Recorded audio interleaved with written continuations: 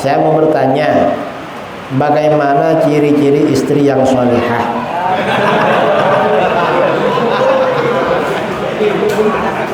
Ini mungkin calon istri. Apa? Ini apa laki-laki yang tanya?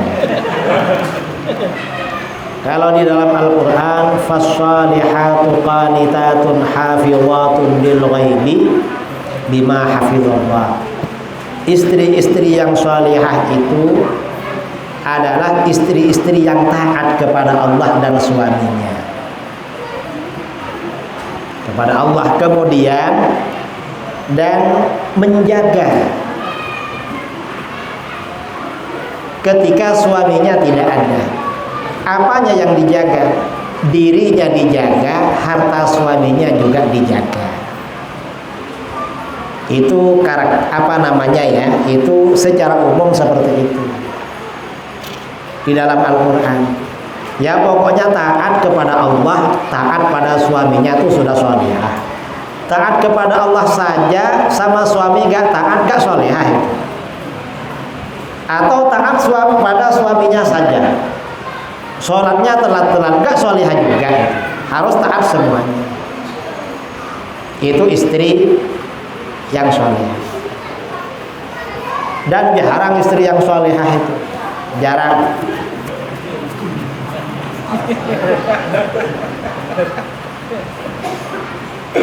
Jarang ya, jarang. Ya adalah sholihah-sholihah kecil itu ya.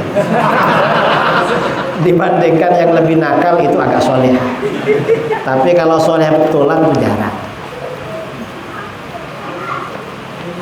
Dan bagi laki-laki, kalau misalnya istrinya cerewet, istrinya apa, ya biarkan, yang sabar.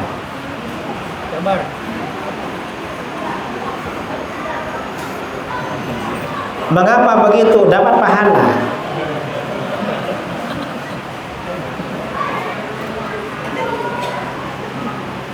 Dapat pahala juga itu kalau. Malah ada kisah ya, ada orang diangkat derajatnya menjadi waliullah karena sabar istrinya cerewet. Ada. Karenanya yang laki-laki ini kalau ingin cepat jadi wali, cari yang cerewet. Dulu ada ulama, ada syekh ya. Ada ulama di Yaman, Syekh Abdurrahman Bajal Habab. Beliau ini terkenal wali karena sabar pada istrinya. Dan beliau gak tahu kalau dikenal orang. Lama-lama gak tahan. Istrinya marah terus, gak tahan. Akhirnya dia mikir, daripada gini yang enak bertapa di gua. Gak kuat juga. Akhirnya masuk ke dalam gua. Setelah masuk dalam gua, dia pikirnya sendirian di situ. Gak taunya di situ sudah ada 2 orang yang bertapa.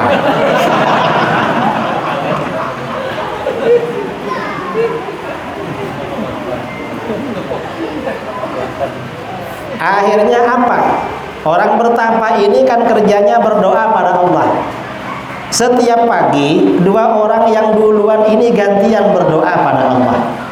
Pagi waktunya makan, 1 orang berdoa, ya Allah minta makanan. Maka dari atas di gua itu ya, jatuh 3 bungkus makanan. Akhirnya dimakan bertiga. Besoknya kawannya satunya berdoa, jatuh 3 bungkus. Hari ketiga Syekh Abdurrahman disuruh berdoa. Syekh, waktunya sampean berdoa. Saya gak bisa doa seperti kamu. Kamu ini kok bisa berdoa langsung jatuh makanan. Akhirnya kata, saya bertawassul. Kami berdua bertawassul biar jatuh makanan.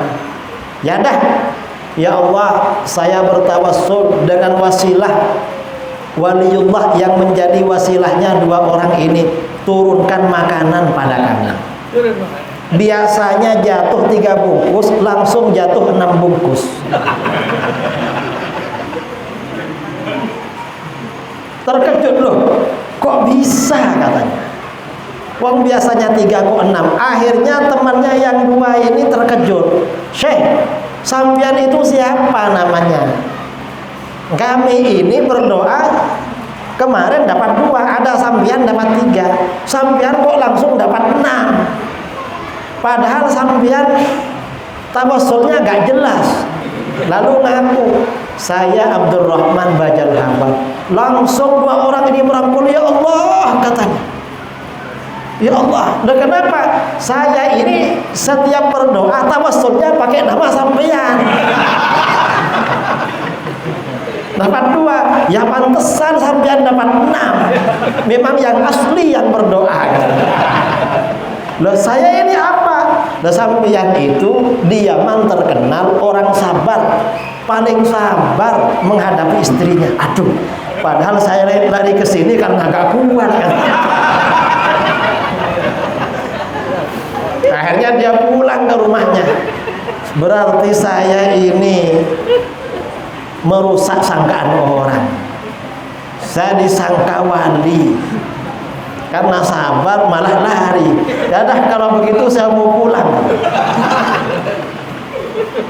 Begitu mau pulang, sampai di depan pintu, istrinya pegang kayu. Mau kemana kamu? Balik lagi katanya. Saya belum masuk sudah diusir. Akhirnya mau balik lagi. Begitu mau balik dipanggil lagi, sini mas, kata, sini. Kenapa? Kamu tahu saya marahi dari dulu. Kenapa? Biar kamu jadi wali. Sekarang karena sudah wali, nggak usah ke sana, balik lagi ke rumah. Saya gak marah lagi. Artinya apa? Laki-laki ini kalau punya istri suka ngomel, yang sabar.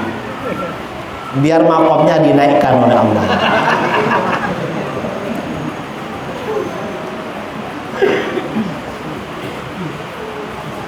Apa hukum tahlilan kiai? Tahlilan ini hukumnya sunnah. Kalau yang dimaksud tahlilan bacaan-bacaan itu. Mengapa sunnah? Tahlilan itu artinya bacaan zikir, pahalanya untuk membantu orang meninggal. Siapa yang pertama kali baca zikir untuk orang meninggal? Yang pertama kali baca zikir untuk orang meninggal adalah Rasulullah. Kalau Wahabi bilang bid'ah. Mengapa? Gak tahu Wahabi itu.